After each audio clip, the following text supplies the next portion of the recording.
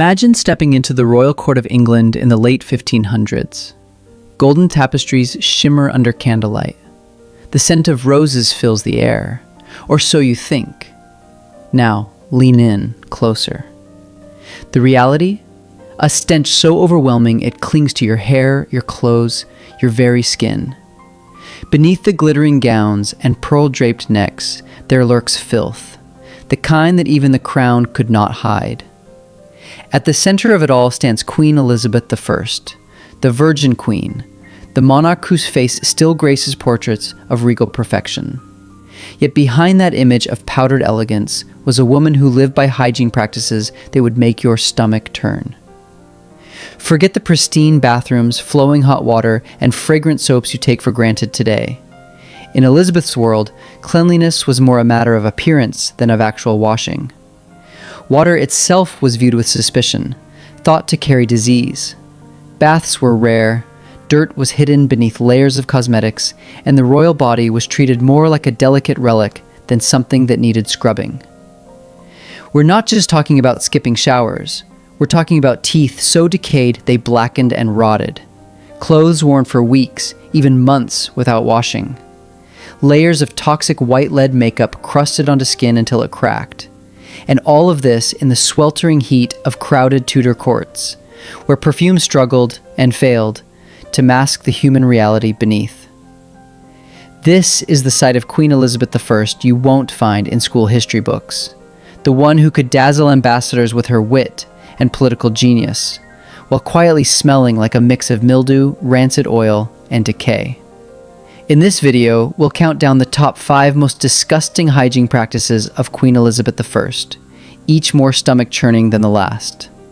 You'll see how Tudor beauty ideals were built on dangerous poisons, how clean clothing was a fantasy, and why even her closest courtiers might have struggled to stand near her for too long. So, was this just the norm for the time? Or was Elizabeth's personal regimen particularly bad, even by Tudor standards? By the end of this, you might never look at a royal portrait the same way again. Stay with me, because our first entry is something you'll smell in your imagination, and wish you hadn't. To understand the hygiene, or lack thereof, in Queen Elizabeth I's life, we first need to step back into the Tudor world of the late 16th century. Elizabeth was born in 1533, the daughter of King Henry VIII and Anne Boleyn, into a court that valued power, pageantry, and appearances above almost anything else. The Tudor court was a theater. Every gesture, every outfit, every word was part of a carefully staged performance designed to impress allies and intimidate rivals. But beneath the polished exterior, daily life was far from clean. In Tudor England, bathing was not just rare, it was controversial. The belief that water could open the pores and let in disease was widespread. Physicians often recommended that people avoid full-body immersion, instead wiping down with cloths and scented oils. The wealthy, including the Queen herself, might have access to perfumed water for face and hands, but full baths could be months apart. Instead of soap and water, people relied on layers of fabric, powders, and perfume to clean themselves. Elizabeth's court was also a place of crushing density. The Queen was almost never alone. Hundreds of courtiers, servants, guards, and officials moved with her between palaces. The great halls and chambers were constantly crowded, with smoke from candles and hearth fires thick in the air. The smell of food, sweat, and unwashed bodies lingered in the tapestries and carpets. Ventilation was poor, and waste disposal was primitive. Chamber pots were emptied into cesspits or rivers, adding to the city's overwhelming stench. Clothing itself was a matter of status, and Elizabeth's wardrobe was legendary. Gowns of silk, velvet, and brocade, often embroidered with gold and silver thread, studded with pearls and gemstones.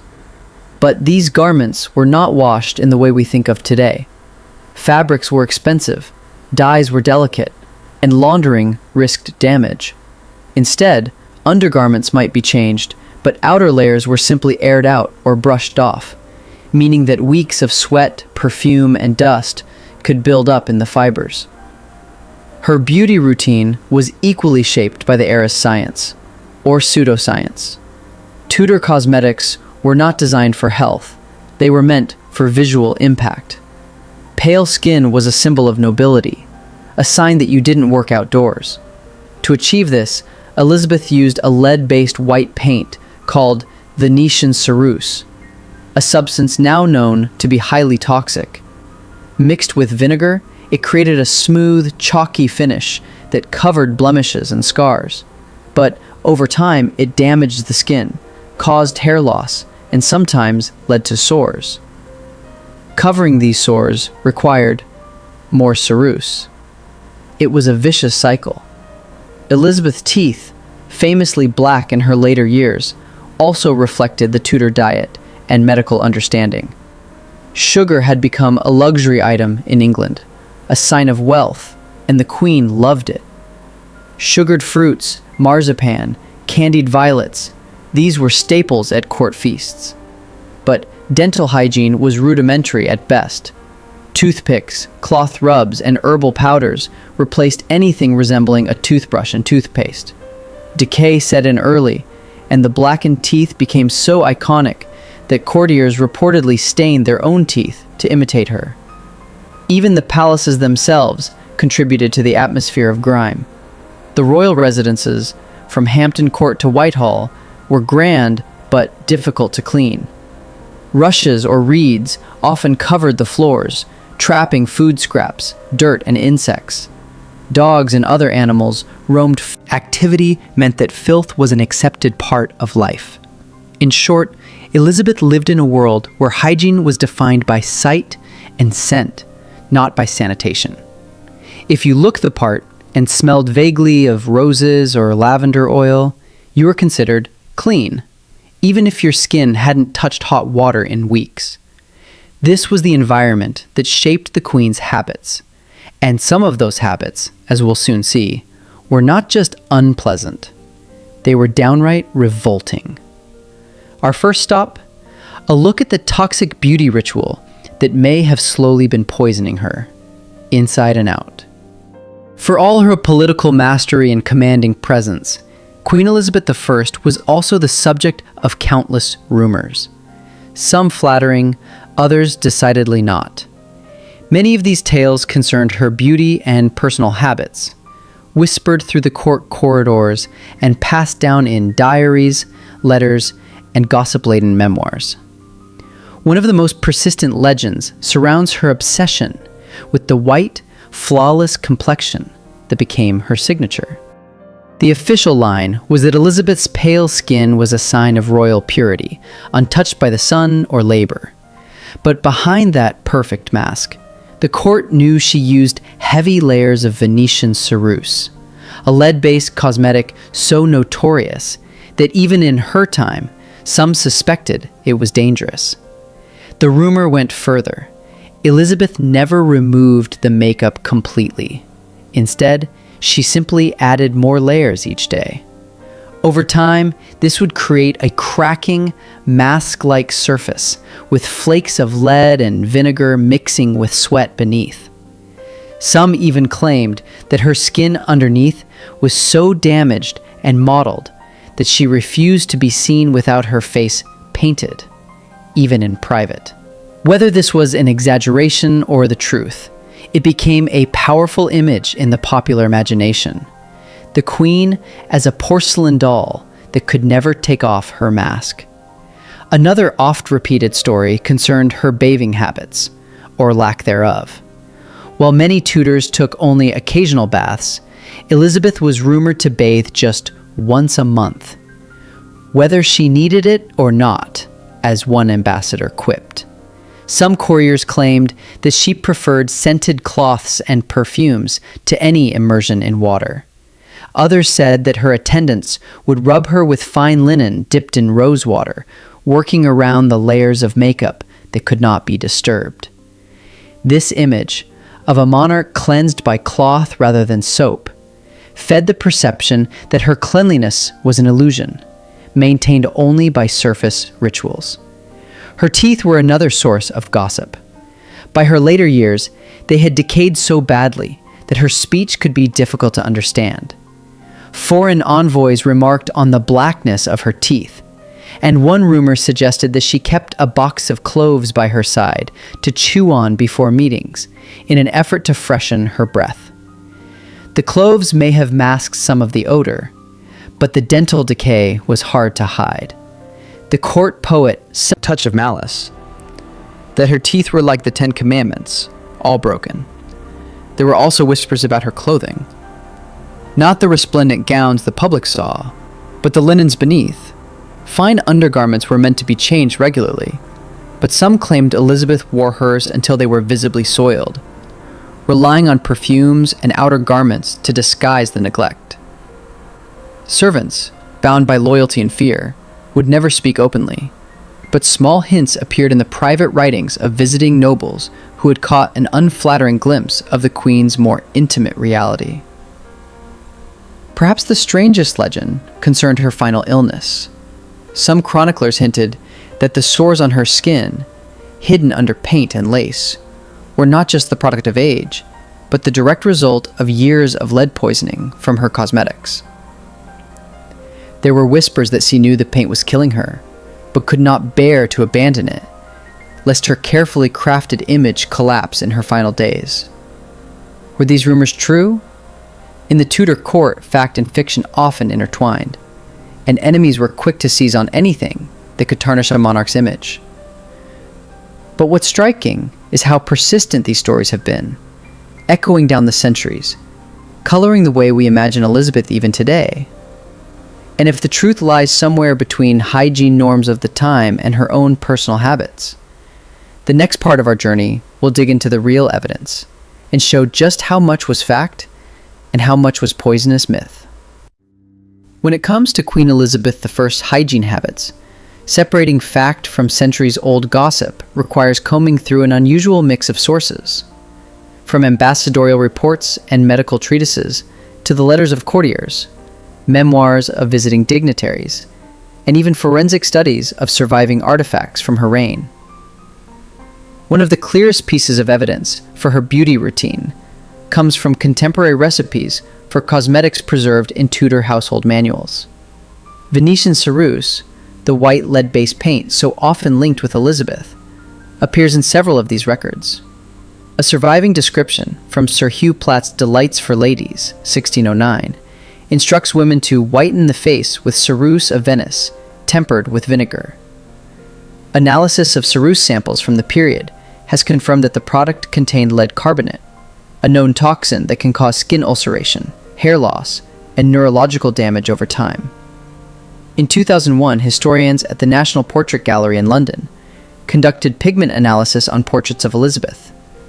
The results revealed lead-based compounds in the painted depiction of her skin, confirming not only the popularity of lead in cosmetics, but also its symbolic association with beauty.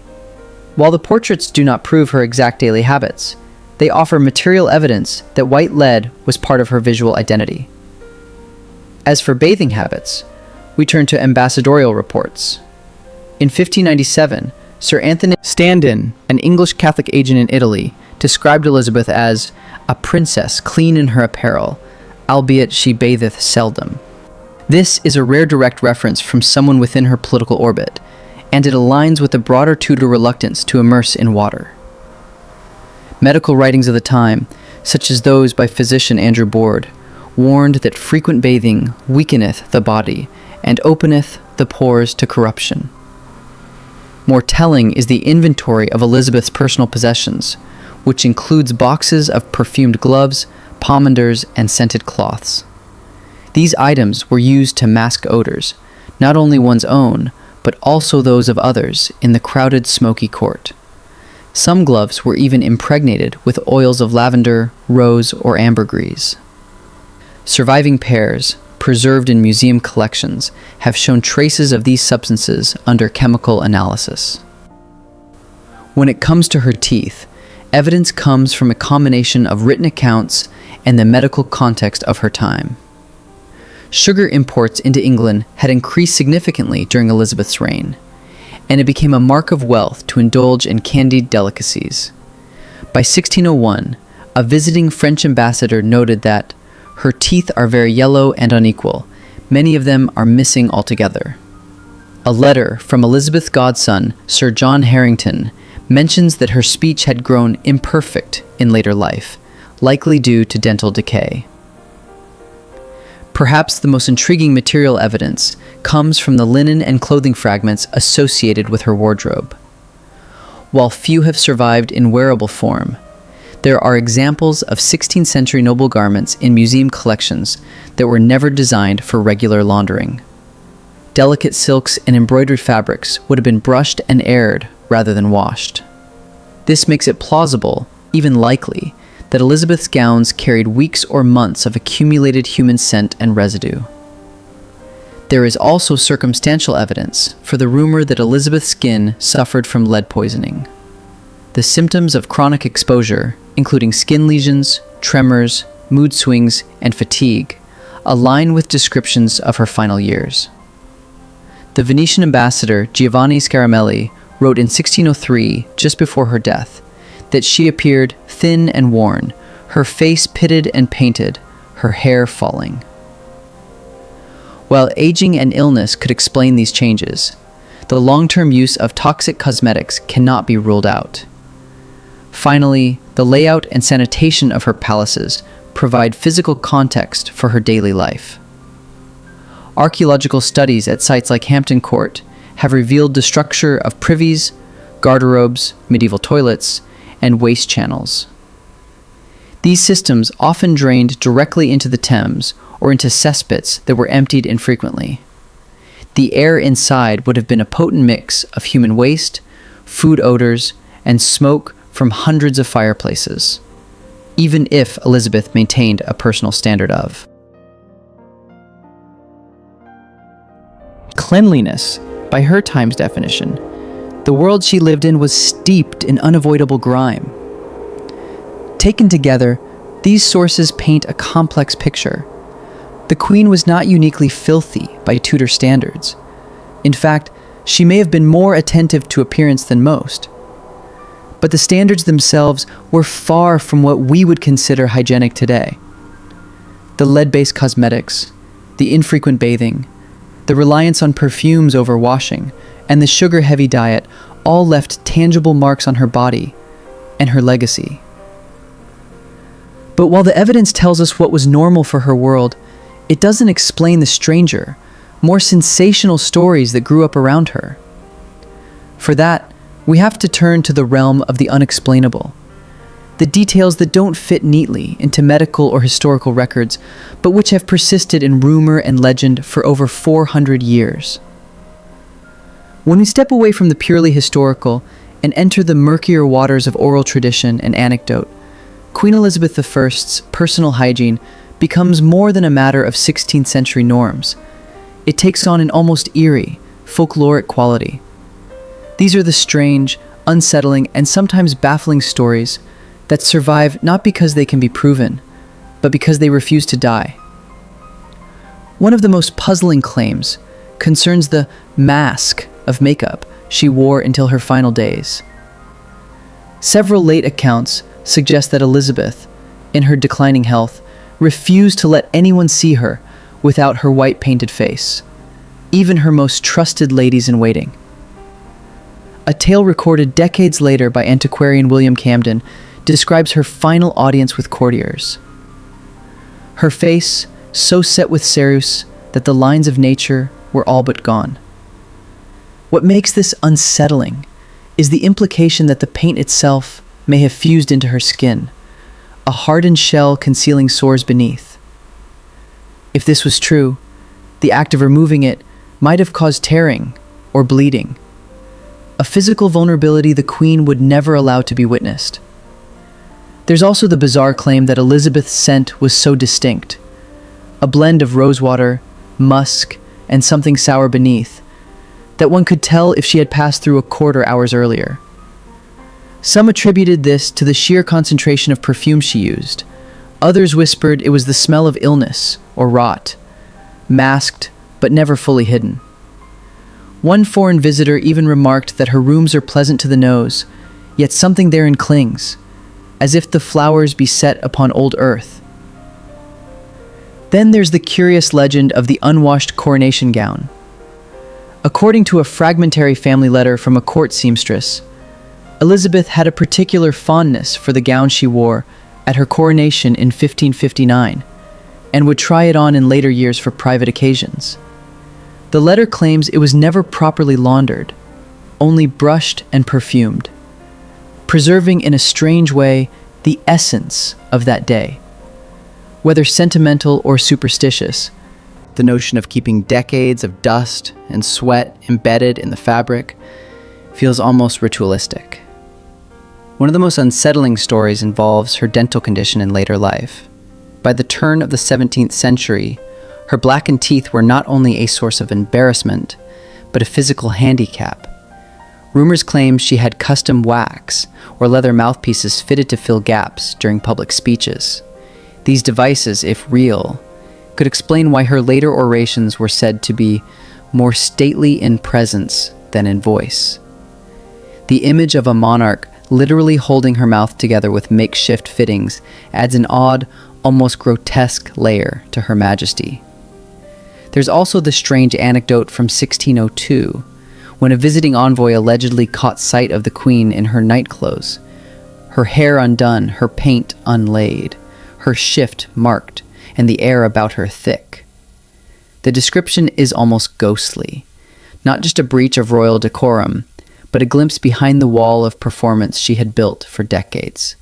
In an era when monarchs cultivated near-divine images, such a sight could be unsettling enough to fuel whispers for generations. Some accounts even suggest that Elizabeth may have suffered from a peculiar compulsion to cling to worn garments and linens, long past the point when they should have been discarded.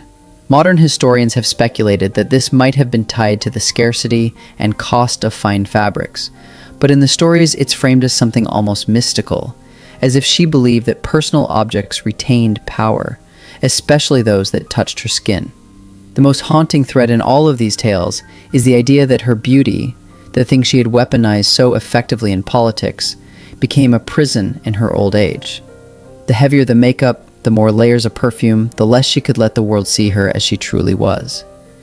In this sense, her hygiene practices were not just about avoiding water or clinging to cosmetics. They were about control, secrecy, and the fear of appearing mortal. Of course, skeptics will say these accounts are exaggerated, that they're the product of enemy propaganda or the later romanticizing of her decline. But whether literal truth or embellished rumor, they've survived for a reason. They fit the psychological portrait of a ruler who was both fiercely public and intensely private, who understood the power of image but paid a personal price for maintaining it. And as we turn to her modern legacy, we'll see how these strange, unpleasant details have not faded with time, but have instead become an inseparable part of the way Queen Elizabeth I is remembered, portrayed, and reimagined in our culture today. Another lighter. This is in among, because they've it so long. Today, more than 4 centuries after her death in 1603, Queen Elizabeth I remains one of history's most iconic monarchs, a political genius, a symbol of the English Renaissance, and the face of an era that still bears her name.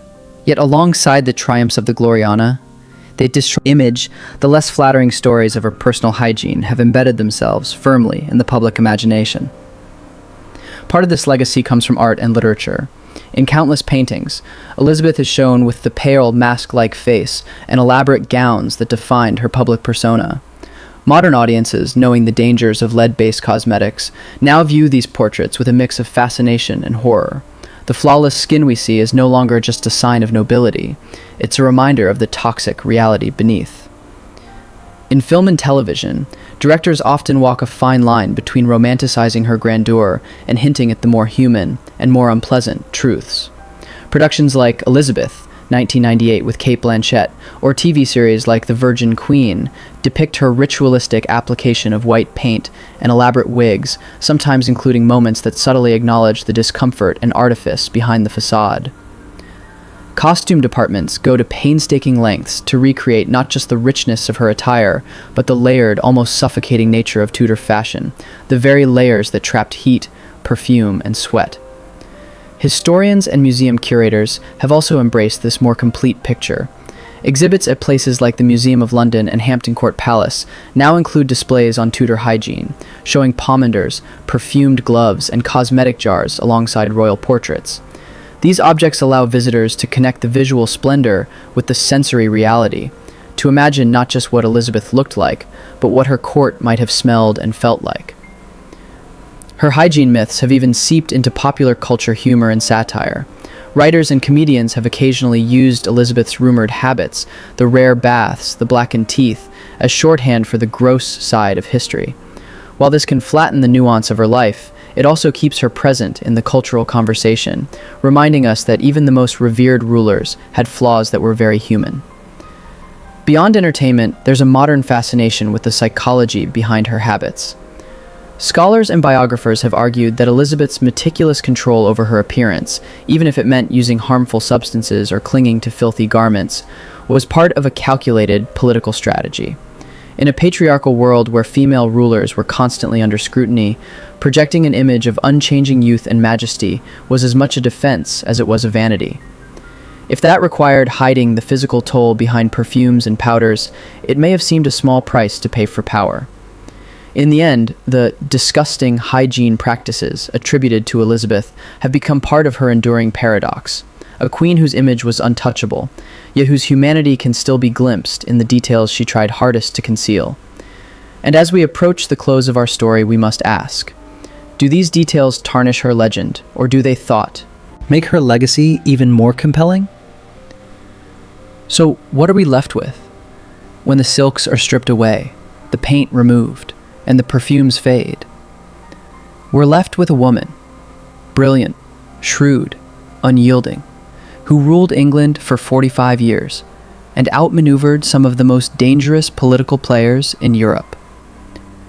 But we're also left with the very human truth that even the most powerful monarchs lived in a world of dirt, decay, and imperfection. The top 5 disgusting hygiene practices we've explored: the toxic lead makeup, the rare bathing, the blackened teeth, the perfume-drenched clothing, and the unwashed garments, are more than just historical curiosities. They tell us something about the times she lived in, the pressures she faced, and the extremes she went to in order to maintain control over her image. Was Elizabeth I simply a product of her era's limited understanding of hygiene? Or did she consciously choose image over health, knowing the cost?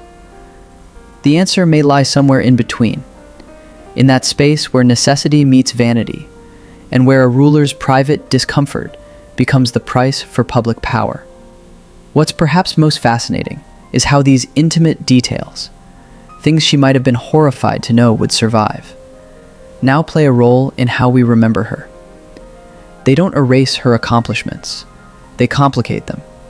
They remind us that history's heroes and heroines were not marble statues, but living, breathing people with bodies, flaws, and fears. And maybe that's why these stories endure.